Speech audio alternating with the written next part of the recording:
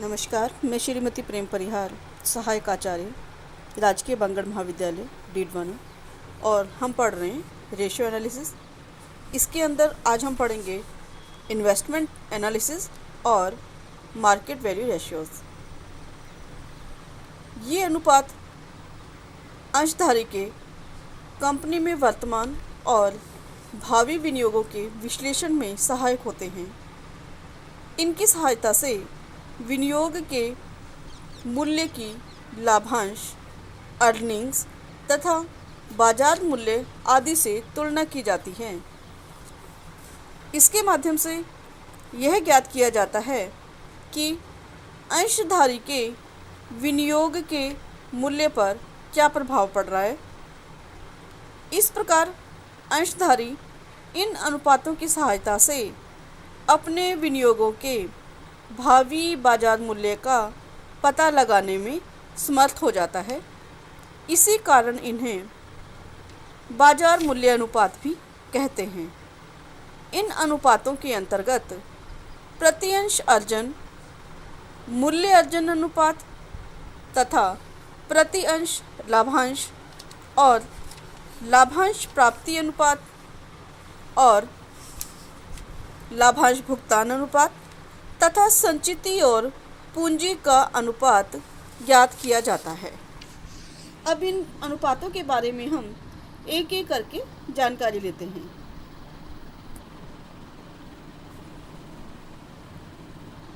सबसे पहले है अर्निंग पर शेयर यानी प्रति अंश अर्जन। अंशों पर लाभांश की दर संस्था के लाभों की मात्रा पर निर्भर करती है। सभी खर्चों तथा अधिमान अंशों पर लाभांश का भुगतान करने के बाद जो भी शेष लाभ बचता है उस पर समता अंशधारियों का अधिकार होता है। यह लाभ समता अंश पूंजी पर अर्जित लाभ कहलाता है। प्रति अंश अर्जनों की गणना समता अंशधारियों के लिए उपलब्ध लाभ में निर्गमित अंशों की संख्या का भाग देकर किया जाता है। यानी इसका जो सूत्र है वो अर्निंग पर शेयर बराबर profit after tax minus preference share dividend बटा नंबर ऑफ इक्विटी शेयर। यानी हमारे पास में जो टैक्स घटाने के बाद प्रॉफिट बचता है उसमें से प्रेफरेंस शेयर का डिविडेंड अगर हम घटा देते हैं और कुल इक्विटी शेयर से भाग दे देते हैं तो अर्निंग पर शेयर ज्ञात हो जाता है। यह एक लोकप्रिय अनुपात है क्योंकि एक संस्था की लाभदायकता की स्वामियों की दृष्टि में माप ज्ञात करना अच्छी प्रक्रिया है। यह अनुपात जितना अधिक होगा कंपनी का निष्पादन एवं उसमें विनियोग की भावी संभावनाएं तथा बाजार में कंपनी के अंशों का मूल्य उतना ही अधिक होगा और कंपनी भी आसानी से अतिरिक्त पूंजी की व्यवस्था कर सकती है। यानी कि अर्निंग पर शेयर का अनुपात ऊंचा होना कंपनी के लिए लाभदायक रहता है। अगला हमारा है प्राइस अर्निंग रेशियो यानी मूल्य अर्जन अनुपात। यह अनुपात अंश के बाजार मूल्य तथा उस पर अर्जन की दर में संबंध को व्यक्त करता है। दूसरे शब्दों में यह अनुपात यह बताता है कि समता अंश का प्रति अंश बाजार मूल्य अर्जनों के कितने गुना है। यानी कि इसके माध्यम से हम यह जान पाते हैं कि मार्केट के अंदर किसी भी शेयर की क्या प्राइस है और वह हमारी अर्निंग पर शेयर के मुकाबले कितनी अधिक है।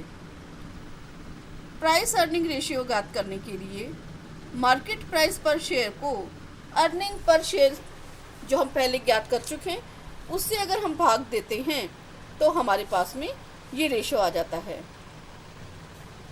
यह अनुपात किसी भी संस्था के अंश के मूल्य का सर्वोत्तम माप होता है। बहुत से विनियोगकर्ता अंशों के क्रय करने से पूर्व किसी अन्य घटक पर विचार न करके अगर अर्निंग रेशियो पे ध्यान देते हैं तो विनियोजकों को उस संस्था में धन विनियोग करने के लिए आकर्षित करने के लिए ऊंचा मूल्यांकन अनुपात अधिक आवश्यक होता है। ऊंचा मूल्यांकन अनुपात अंशों के अति मूल्यांकन का तथा नीचा मूल्यांकन अनुपात न्यून मूल्यांकन का प्रतीक माना जाता है। इस अनुपात का प्रयोग भविष्य में बाजार मूल्य का निर्धारण करने तथा अंश का पूंजीकरण की दर ज्ञात करने में किया जाता है। अगला है डिविडेंड पर शेयर, प्रति अंश लाभांश। जैसे कि अर्निंग पर शेयर इस बात का प्रतीक है कि अंशधारी सैद्धांतिक रूप से संस्था से कितना अर्जन प्राप्त करता है, किंतु उनके हिस्से का एक भाग संस्था में रोक लिया जाता है तथा शेष राशि ही लाभांश के रूप में भुगतान की जाती है।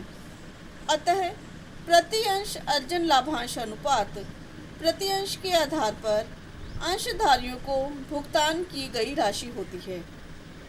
यानी कि डिविडेंड पर शेयर बराबर dividend paid to equity shareholders बटा number of equity share outstanding. क्योंकि हम सब जानते हैं कि कोई भी कंपनी अपने संपूर्ण लाभ का वितरण नहीं करती है, वह अर्जित लाभों में से कुछ को भविष्य के लिए अर्जित करके रखती है, संचित करके रखती है, रिजर्व्स बना के रखती है। प्रति अंश लाभांश वास्तव में अंशधारियों को क्या मिला है के बारे में जानकारी देता है। अधिक आय चाहने वाला विनियोजक ऊंचे प्रति अंश लाभांश वाली कंपनी में धन का विनियोग करना अधिक लाभकारी समझता है, किंतु प्रति अंश लाभांश को ही किसी कंपनी की लाभदायकता का मापक नहीं माना जाना चाहिए, क्योंकि अंशों की संख्या में वृद्धि किए बिना वितरण योग्य राशि प्रतिधारित अर्जनों के कारण बढ़ सकती है। अगला है हमारा डिविडेंड यील्ड रेशो, लाभांश प्राप्ति अनुपात। समता अंशधारियों की दृष्टि में यह दूसरा लाभदायक अनुपात है। प्रति अंश अर्जनों यानी अर्निंग पर शेयर तथा प्रति अंश लाभांश डिविडेंड पर शेयर का निर्धारण पुस्तक मूल्यों पर किया जाता है, जबकि यह अनुपात प्रति अंश बाजार मूल्य के संदर्भ में व्यक्त किया जाता है। प्रति अंश नगद लाभांश तथा प्रति अंश बाजार मूल्य के संबंध को यह अनुपात व्यक्त करता है। प्रति अंश लाभांश की राशि की गणना करने के लिए कंपनी द्वारा घोषित लाभांश की राशि में कंपनी के कुल अंशों का भाग देकर डिविडेंड यील्ड रेशो याद कर लिया जाता है। यानी कि डिविडेंड पर शेयर बटा मार्केट प्राइस पर शेयर इंटू 100 यदि हम करते हैं तो डिविडेंड यील्ड रेशो की गणना हो जाती है।